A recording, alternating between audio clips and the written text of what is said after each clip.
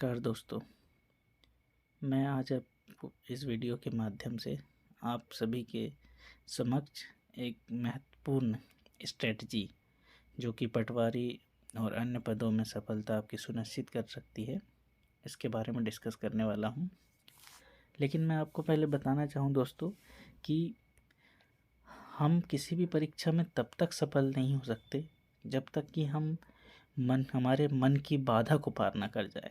अक्सर ये देखा जाता है कि कैंडिडेट ये सुन के डर जाते हैं कि इस परीक्षा में 13 लाख अभ्यर्थी ने फॉर्म भरा है, 15 लाख लोगों ने फॉर्म भरा है। तो दोस्तों, मैं पर्सनल अपना व्यू बताना चाहूँगा कि आप इन सब से विचलित ना हों। आपको सबसे पहले अपने आप पे विश्वास करना होगा और हमें ये देखना है कि किसी भी परीक्षा में कितने भी पद विज्ञापित हो, 1 हो, 100 हो, 1000 हो, 9000 हो, हमें सबसे पहले ये कॉन्फिडेंस होना चाहिए कि अगर मान लीजिए जैसे इस परीक्षा में 200 नंबर का पेपर है, तो 200 नंबर में अगर मैं 160 170 नंबर लाता हूँ, तो वहाँ कितने भी कम पद होंगे, चाहे 1 होंगे या 10 होंगे, तो भी आपकी सफलता सुनिश्चित होगी। तो सबसे पहले आप इस भीड़ को ना देखें कि 13 लाख कैंडिडेट बैठ रहे हैं या 15 लाख। आप एक टारगेट रखें कि हमें इतने मार्क्स लाना है तो हमारी सफलता सुनिश्चित होगी, और अपने मन में विश्वास रखिए और मेहनत करिए तो ज़रूर सफलता मिलेगी। तो आइए दोस्तों, हम डिस्कस करते हैं स्ट्रेटजी के बारे में कि कैसे हम सफलता इस परीक्षा में पा सकते हैं। जैसे सबसे पहला महत्वपूर्ण बिंदु होता है दोस्तों कि हम पहले ये समझ लेते हैं कि जो ग्रुप 2 सब ग्रुप 4 है उसमें मुख्य कौन से पद है। अभी तो हम लगभग ये सब लोग यही देख रहे हैं कि पटवारी के पदों हेतु भर्ती परीक्षा, लेकिन दोस्तों मैं बताना चाहूँगा कि इसमें पटवारी से भी बहुत अच्छे पद इस विज्ञापन के साथ जारी हुए हैं।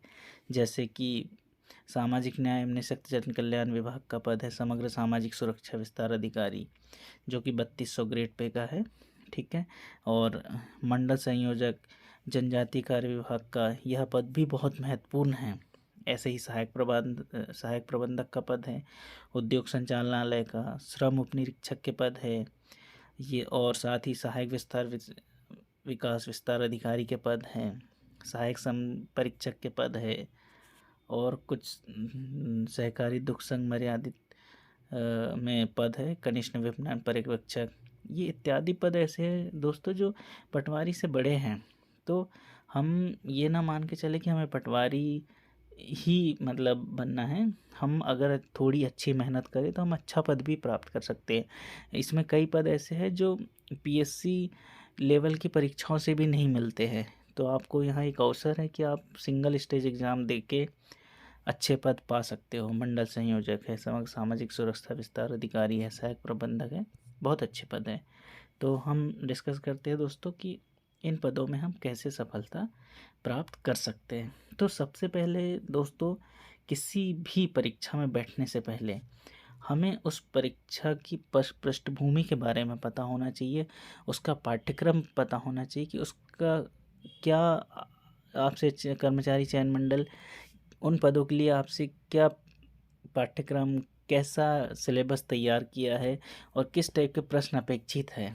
तो सबसे पहले हम बात करते हैं पाठ्यक्रम की। तो पाठ्यक्रम दोस्तों टोटल 8 भागों में डिवाइड है, ठीक है। पार्ट ए और पार्ट बी, और इसके अंदर 4 भाग है, ऐसे टोटल 8 भाग है, और सभी 8 भाग से इसमें आपके 25 क्वेश्चन होंगे। पूर्व में जो पटवारी परीक्षा आयोजित हुई थी दोस्तों 2017-18 में, उसमें आपके 100 नंबर वाला पैटर्न था, इस बार बदला गया है। लेकिन ये दोस्तों कोई नया पैटर्न नहीं है। इस पैटर्न में पीईबी ने पूर्व में बहुत सारी परीक्षाएं आयोजित की हैं, तो ये कुछ नया नहीं है। तो पहली बात तो डरने की आवश्यकता नहीं है, हमें समझना पड़ेगा कि किस स्ट्रेटजी से चले। तो सबसे पहले दोस्तों, जैसे सामान्य विज्ञान की हम बात करें तो ये भी 25 मार्क्स का होगा। सामान्य विज्ञान में दोस्तों सामान्यतः 10th लेवल का केमिस्ट्री, बायो, फिजिक्स से संबंधित क्वेश्चन, सामान्य क्वेश्चन आते हैं। मैं अभी आपको आगे दिखाऊंगा। ऐसे सामान्य इंग्लिश में भी ज़्यादा डीप के क्वेश्चन नहीं पूछे जाते दोस्तों। तो आप अगर पैटर्न देखें तो सामान्य हिंदी इसके बाद आता है, जो कि आप पढ़ सकते हो। संधि, समास, अलंकार इत्यादि इसमें पूछे जाते हैं। सामान्य गणित में थोड़ा सा आपको ध्यान देना पड़ेगा कि प्रैक्टिस की आवश्यकता पड़ेगी। इसके बाद कंप्यूटर ज्ञान है। तो दोस्तों मैं इन टॉपिक्स पे भी वीडियो भविष्य में बनाऊंगा। तो सबसे पहले तो आप ये 8 पॉइंट देख लीजिए कि हमसे क्या चाहता है कर्मचारी चयन मंडल, किस टाइप के प्रश्न पूछेंगे। तो हमने देखा कि ये टोटल 8 पार्ट है, जिससे 25-25 नंबर के टोटल 200 क्वेश्चन आपके पास आएंगे। कोई नेगेटिव मार्किंग नहीं है, सारे अटेम्प्ट आपको करने हैं। तो अब हम कैसे समझे कि किस टाइप के क्वेश्चन आएंगे। तो इसके लिए सबसे एक बेहतरीन स्ट्रेटजी ये होती है दोस्तों कि हम पुराने वर्षों में जो इस पैटर्न में जो परीक्षा आयोजित हुई है उनके हम पुराने प्रश्न पत्र देखें। तो यह बहुत इम्पॉर्टेंट है किसी भी परीक्षा में सफलता पाने के लिए कि पुराने वर्ष के प्रश्न पत्रों का पैटर्न क्या रहा है, किस टाइप के क्वेश्चन पूछे गए हैं, तो ये हमें देखना पड़ेंगे। तो उससे दोस्तों मैंने कुछ परीक्षा को देखा कि जो सेम पैटर्न पे आयोजित हुई है। तो पहली परीक्षा है दोस्तों ग्रुप 2 सब group 4 labour inspector and other equivalent post recruitment test 2017 में हुआ था ये।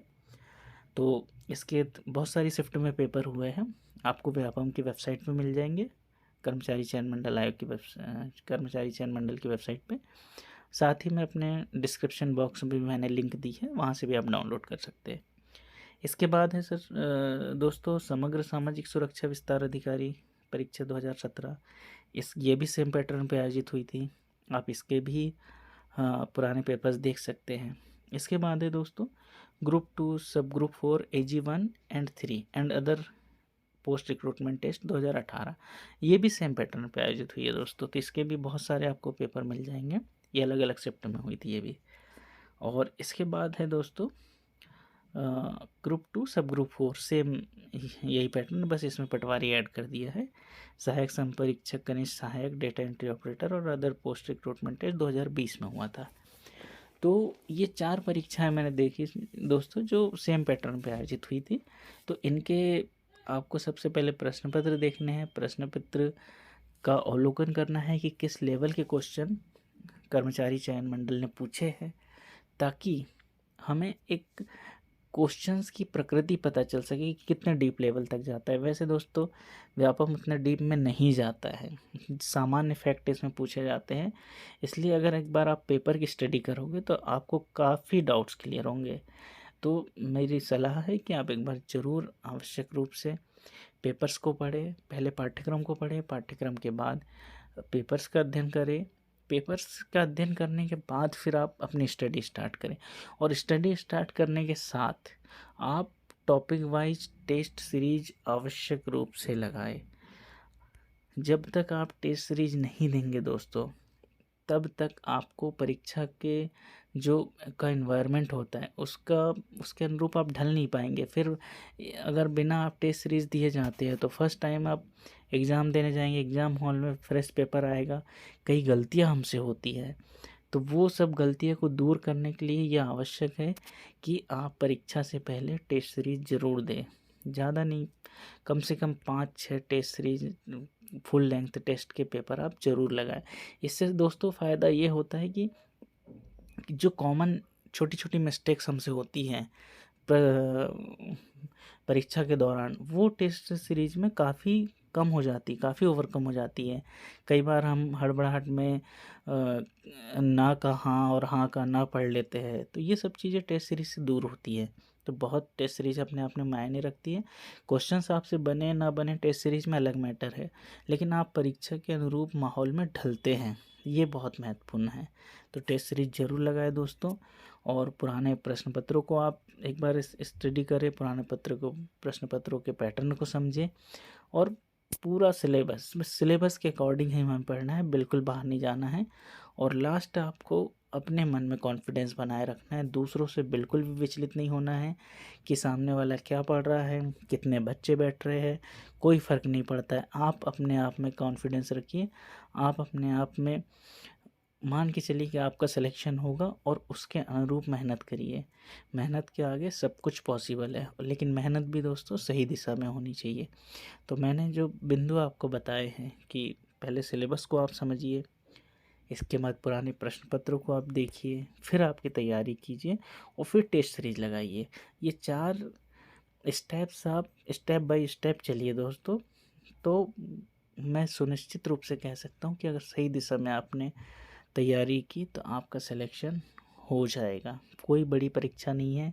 अपने मन की बाधा पार करिए और निश्चित रूप से आप सफल होंगे।